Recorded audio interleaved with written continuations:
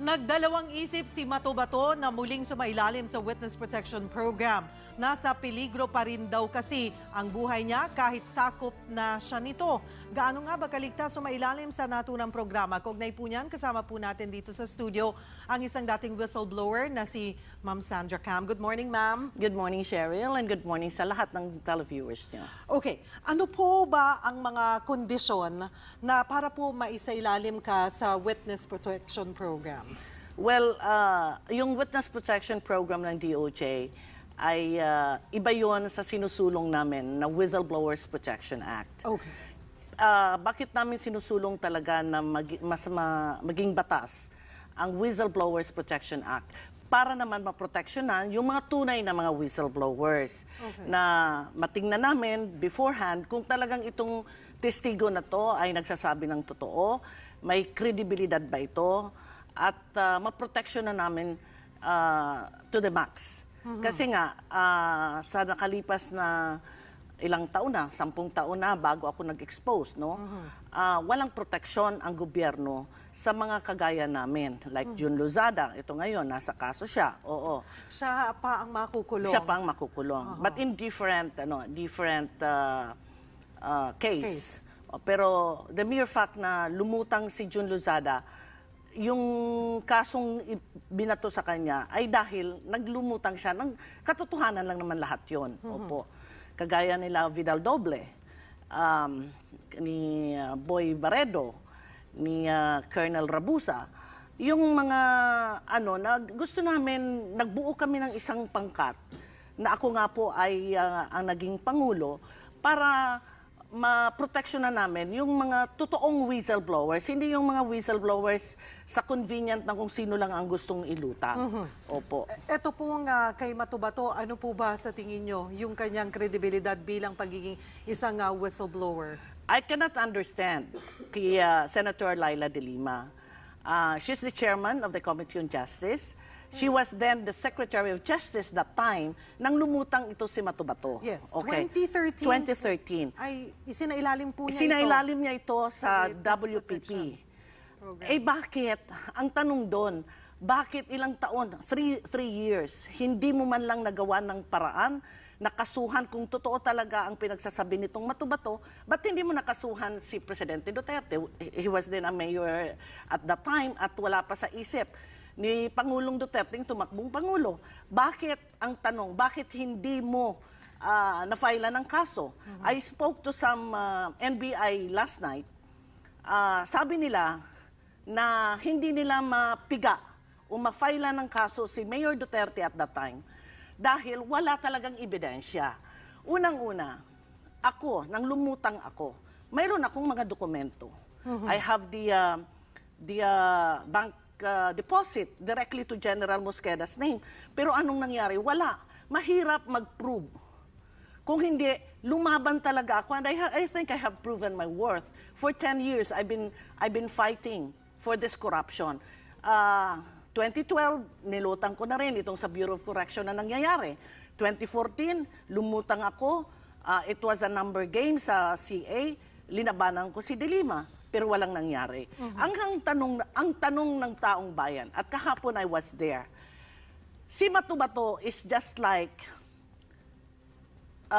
Ador Mawanay Part 2. Puro kwento lang. Kwento lang. Walang pruweba. Walang pruweba at gusto lang ginamit ng panahon nila Arroyo, ipin down si Senator Ping Lacson. Okay? Ito naman, look, De Lima and Trillanes. Alam naman natin na kritikong tunay ng presidente. Ito yung ngayon ang inilutang nila itong si Mato Bato. And good for him na hindi siya tinanggap ng Senate for custody. For custody. Kasi you've been there. Mato Bato, you've been there. Grade 1 ka, tatagalogin ko ngayon. Nandiyan ka 2013, Secretary of Justice si De Lima. Prinoteksyonan ka ng todo. Bakit hindi nakasuhan si Mayor Rodrigo Duterte before? Bakit ngayon ka lang ilinutang? Ito actually, hindi ito nagpalutang. Ilinutang nitong si De Lima at saka si Trillanes kasi si De Lima nakakaramdam na malalaglag siya sa kanyang upuan, yung arte niyang ganyan, yung mga antics niyang ganyan, antayin mo na dumating ang investigasyon ng Kongreso dahil airtight na po ang aming mga testigo. At ito ay hindi gawa-gawa. May ebidensya kung paano kumuha ng pera sa droga para sa kanyang kampanya. So, ito ay parang minadali niya para ma-preempt niya kami na ilutang ang aming mga witnesses. Pero Secretary de Lima, you were then the Secretary of Justice. Matapang ka. Sabi mo, matigas ang dibdib mo. Bakit for 3 years? Ayan ang tanong. Bakit for 3 years na inalagaan mo ito si Matubato, hindi ka naka-file ng kaso? And ano po, isinailalim siya sa Witness Protection Program. Samantalang kayo po, sinasabi nyo nga, ay wala po kayong ebidensya that time, pero you weren't granted to be under the Witness Protection Program No, that time. I had. So, parang lumalabas po ay parang politika po ito, depende kung sino ang nakaupo Kung ang sino ang administrasyon. nakaupo. At that time, marami po akong ebidensya. Mayroon po ako ng mga bank deposits directly sa bangko ni General Mosqueda. Pero, tinanggal din ako. I was under the Senate. Senate custody for Custody for 3 months. Tapos tinanggal ako. The Senate President at that time is Drilon. Ang nag-alaga po sa akin, which up to now, utang na loob ko sa simbahang Katoliko. And of course, ang nagbigay po sa amin, at hanggang ngayon, yung mga whistleblowers na napariwara, it's only Senator Ping Lacson. Walang nag-lift ng finger dyan. It's only Senator Ping Lacson who went out of his way na mabigyan ng kahit kunti, buwan-buwan, panggamot ang iba naming kasamahan. Okay. Tugon po so ang lumalabas po bilang pong isang whistleblower po kayo at ganun din po ikinukonsidera itong si Matubato, regardless of doon po sa credibility at this point, it seems like ano po ang dapat ngayon na lamanin ng Whistleblower Act na gusto nga pong palakasin ng administrasyong ito para mas maproteksyonan yung dapat karapat-dapat ng mga whistleblower? Yan po, Cheryl.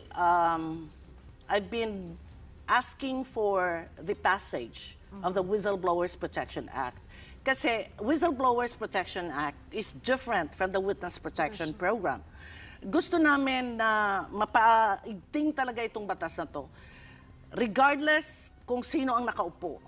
Kasi ang karamihan dito ngayon, ang whistleblower ay ito yung mga from the inside ng gobyerno na lumulutang against sa mga empleyado o opisyales ng gobyerno. Yan po ang rason kung bakit talagang linalaban namin since 2005. Pero wala. And I'm hoping that this administration will give us the Whistleblowers Protection Act na hinahanap namin. Na it seems like talaga pong makakakuha ng suporta dahil po ito ay nakakuha na ng suporta kaya Pangulong Duterte. Po ang gusto po niya ay maipasa nga po ito. Okay, you're a supporter and you're a friend of President Duterte. Bilang kaibigan po ni Pangulong Duterte, ano pong pagkakakilala niyo po sa mga tauhan nito at mga kaanak niya? Well, si President Duterte po ay isang matigas at may political will na tao. Kung sinasabi nga ni Matubato na ang pinapatay nila yung mga snatcher, mga drug addicts, well, ako sa akin, like what's happening now, I do agree ng mga pinagagawa ng ating Pangulo ngayon dahil he really would like to have a peace. Magkaroon tayo ng makatulog tayo man lang kahit papano ang mga anak natin makalabas ng lansangan. Hindi kagaya ngayon. Itong mga human rights advocates na to, tingnan mo, pag ang kriminal napatay, human rights. Pag ang kriminal, itong mga basura ng sosyedad natin, ang pumatay, wala. Look what happened to the Davao Blast. Inaano ko si Gascon ngayon. Bakit wala kayong ingay? Ilang tao ang napatay, ilang inosenteng namatay sa Davao Blast. Ito ay kagagawan ng mga ng mga terrorist at saka ang iba diyan gumamit ng droga. O ngayon, sagutin niyo ako ng mga human rights advocates na yan.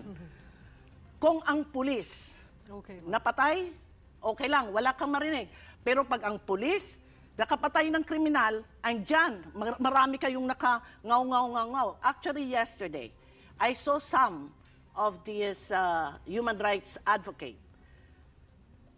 Palakpak sila ng palakpak doon sa Matubato na yon. Tiningnan ko at sinabihan ko yung isa, hanggang saan yung palakpak nyo?